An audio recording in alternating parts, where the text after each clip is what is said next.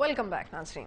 अमरीकी सदर Barack Obama के आला मुशीर ब्रूस रिडल साहब ने तालिबान से मसाइलत के अमल से मुंसलिक साबिक सदर और अफ़गान अमन कौंसिल के सरबराह प्रोफेसर बुरहानुद्दीन रब्बानी के कत्ल की जिम्मेदारी भी ISI पर डाली है और उसके बाद उन्होंने मुंबई अटैक्स का भी जिक्र किया है 2008 के, और उसमें भी जिम्मेदारी पाकिस्तान की ISI पर डाली है। मेरा सबसे पहले सवाल मैं अपने गेस्ट इंट्रोड्यूस करा देती हूँ। हमारे साथ मौजूद हैं शाह महमूद कुरैशी साहब जो कि साबिक वज़ीर ख़ारजा हैं, और हमारे साथ मौजूद हैं जनाब ज़फ़र हिलाली साहब जो कि साबिक सफ़ीर हैं, और साथ में हमारे साथ मौजूद हैं सलीम साफ़ी साहब जो कि सीनियर सहाफ़ी हैं। सबसे पहले सवाल मैं शाह महमूद कुरैशी साहब से करूँगी। शाह साहब, आप तमाम तर सूरत हाल देख रहे हैं, पाक अमरीका ताल्लुकात देख रहे हैं, आपका बहुत अच्छा एक्सपीरियंस रह चुका है, मतलब आपने सब चीज़ें फ़र्स्ट हैंड इंफॉर्मेशन आपके पास होती थी जब आप ओहदे पे थे। तो असल तनाज़े की वजह आपको क्या महसूस होती है, क्या वजह है?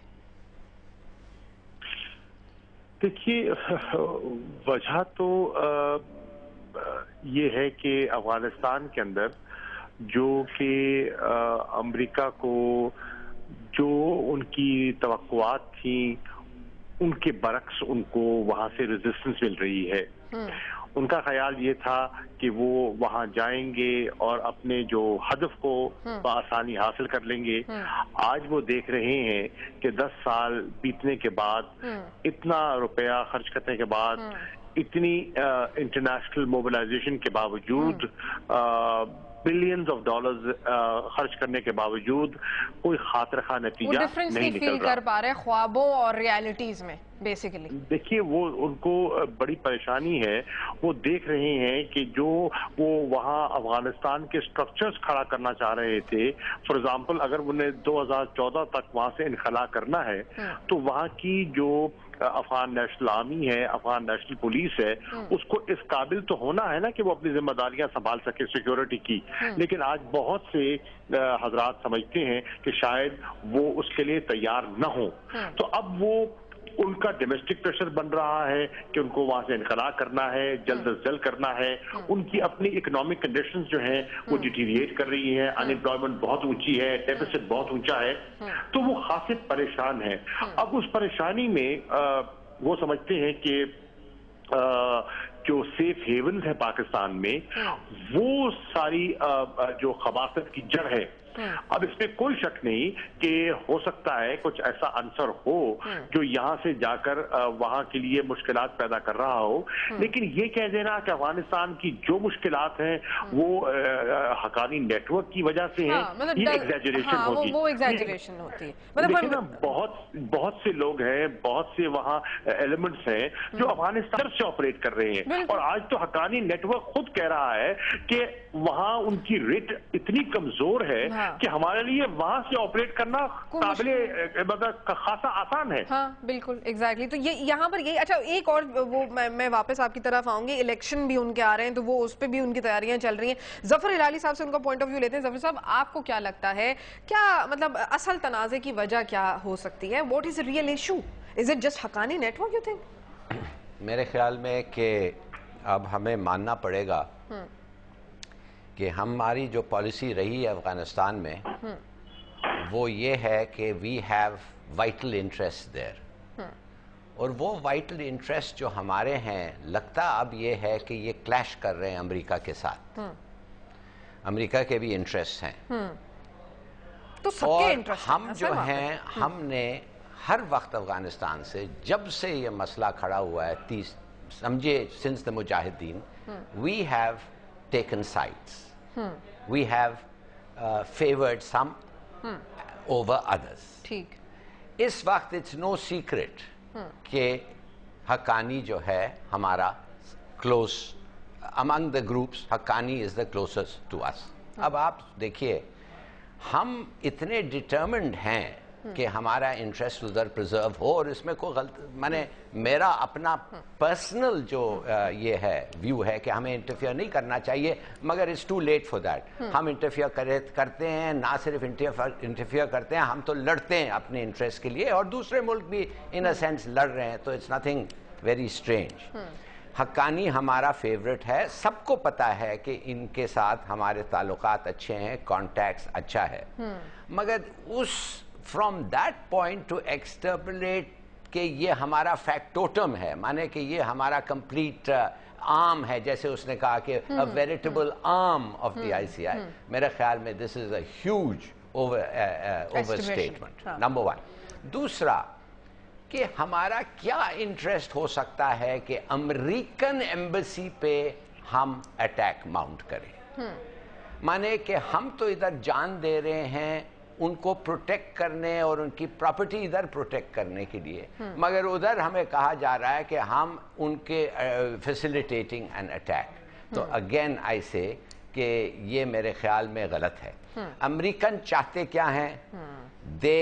وہ چاہتے یہ ہیں کہ یہ جو ہیں حقانی طالبان ان کو کسی طریقے سے ویکن کریں, ان کی انفلوئنس عمر پہ, ملا عمر پہ کم کریں. جب یہ آتے ہیں فائنلی ٹو ٹاک, یہ چیسٹائزڈ ہو, چیسنڈ ہو, تو میرے خیال میں یہ کریں. مگر ایک چیز ہمیں بالکل سمجھنا چاہیے, امریکن ری ایکشن جو ہوا ہے وہ فوراً نہیں ہوا.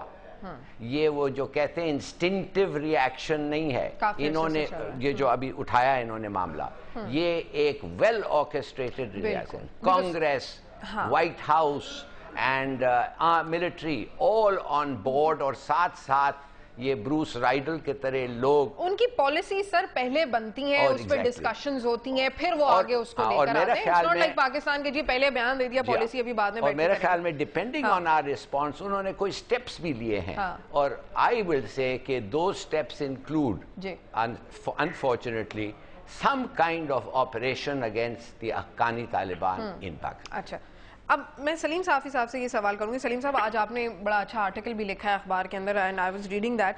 تو اب اس میں جیسے کہ شاہ صاحب کا بھی ایک پوائنٹ ہے اور ظفر صاحب کا بھی یہ پوائنٹ ہے کہ جی افغانستان میں پاکستان کے وائٹل انٹرسٹ ہیں, یہ ہم سب کو بات اسٹیبلشڈ ہے, لیکن امریکی ایمبیسی پر حملہ کرانے کا ہمارا کیا انٹرسٹ ہو سکتا ہے؟ اور دوسرے کیا اب بھی اسٹیبلشمنٹ کے اندر گڈ طالبان اور بیڈ طالبان کی جو ایک تھیوری چلی آ رہی ہے, کیا وہ اب بھی ایگزسٹ کرتی ہے؟ آپ کیا کہتے ہیں؟ دیکھیے, پہلی بات تو یہ ہے کہ حقانی نیٹ ورک کوئی افغان طالبان سے الگ کوئی اکائی نہیں ہے. جلال الدین حقانی صاحب طالبان تحریک کے ظہور کے ابتدائی دنوں میں ان سے جا ملے تھے, اور پھر شمال میں لڑائیوں میں بھی اس نے لیڈنگ رول پلے کیا تھا. اس وقت سے وہ ملا عمر کو اپنا قائد اور امیر المومنین مانتے ہیں. پھر ان کی حکومت میں وزیر تھے, اور اس وقت بھی وہ ان کے سپریم کونسل کے رکن ہیں. اور آج صبح طالبان نے ایک اعلامیہ جاری کیا ہے ان کے ترجمان قاری یوسف نے, اور اس کی میل مجھے بھی آئی تھی, اس کو میں نے پبلک بھی کیا ہے, اور اس میں انہوں نے کہا ہے کہ وہ ہمارے تحریک کا حصہ ہے, اور اس کی الگ نہ کبھی ان کی اختلاف کی ہم نے بات سنی ہے. تو جو کچھ بھی پاکستان کا رویہ ہے وہ تمام طالبان سے ہوگا. میں نہیں سمجھتا کہ حقانی نیٹ ورک کوئی الگ اکائی ہے. ایک بات یہ ہو گئی. دوسری بات یہ کہ اس میں کوئی شک نہیں کہ یہ جو پاکستان اور امریکہ کا اس حوالے سے ریلیشن ہے, پاکستان نے بھی 9/11 کے بعد بادر ناخواستہ, اس سے پہلے پاکستان طالبان کو اپنا ایسٹ سمجھ رہا تھا, امریکہ کا ساتھ دیا تھا, اور امریکہ کے ارادے بھی اس سے پہلے کوئی پاکستان سے اس کی محبت نہیں تھی, اس سے پہلے سینکشنز تھے پاکستان پہ, انہوں نے بھی اپنی ضرورت کے تحت پاکستان کو ساتھ ملایا تھا. اب اس دن سے لے کے آج تک یہ ایک لو اینڈ ہیٹ ریلیشن ہے. جب امریکیوں کو موقع ملتا ہے وہ اپنی بات منوانے کی کوشش کرتے ہیں, اور جب ہمیں ملتا ہے تو ہم اپنی بات منوانے کی کوشش کرتے ہیں. افغان طالبان کے بارے میں یہ نہیں سمجھتا کہ 9/11 کے بعد پاکستان کی پالیسی میں یو ٹرن کے نتیجے میں ان کے ساتھ جو کچھ ہوا وہ اسی طرح پاکستان پہ اسی طرح بلائنڈ اعتماد کر سکتے ہیں جس طرح انہوں نے کیا. ہاں, البتہ یہ ہے کہ جس طرح پاکستان میں کارروائیاں کرنے والے طالبان کے خلاف کارروائی امریکیوں کی پریارٹی نہیں رہتی, اسی طرح افغانستان میں لڑنے والے طالبان کے ساتھ پنگا لینا یا ان کے خلاف کارروائی کرنا یہ پاکستان کی پریارٹی نہیں رہتی. جہاں تک طالبان میں تقسیم کا معاملہ ہے تو یہ صرف پاکستان نہیں کر رہا. ہلالی صاحب کی یہ بات میں بالکل اس سے تسلیم کرتا ہوں کہ اگر ہم اپنے آپ کو معصوم ثابت کرنے کی کوشش کریں تو 1000 سال میں بھی نہیں کر سکتے. البتہ اگر ہم امریکہ کو مجرم ثابت کرنے پہ آ جائے اور ہمارے لوگ حوصلہ کرے تو شاید وہ ہم سے بڑا مجرم میرا ہے. یہی سوال صرف ہے. یہ نہیں کہ یہ مطلب وہ اس جو وقت دیکھیں آپ ہمیں کہہ رہے ہیں کہ کارروائی کریں یہاں پر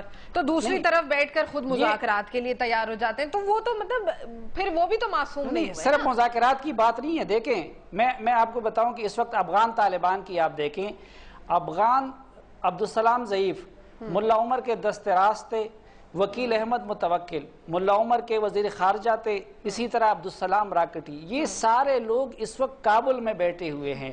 اگر آپ حکمتیار کی حزب اسلامی کو دیکھیں تو امریکی اور افغان حکومت بھی ان میں تقسیم کر رہی ہے. حکمتیار ان کو کے لیے موسٹ وانٹڈ افراد میں شامل ہے, لیکن حکمتیار کی جماعت کے اس وقت حزب اسلامی کے 17-18 لوگ ممبر پارلیمنٹ ہے. حکمتیار کے ماضی میں جو ان کے نمبر 2 تھے وحید اللہ سباؤن, وہ اس وقت حامد کرزئی صاحب کے مشیر ہے.